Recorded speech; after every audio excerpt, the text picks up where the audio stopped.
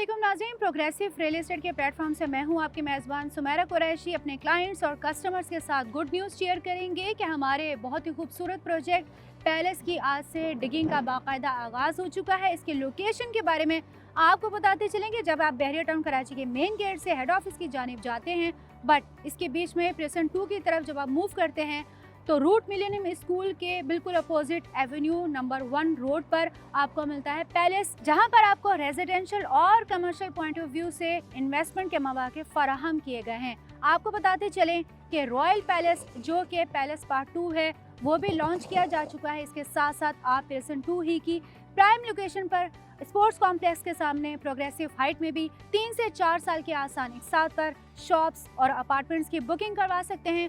Booking करवाने के लिए वीडियो में दी गए कॉन्टैक्ट नंबर पर राबिता कीजिए।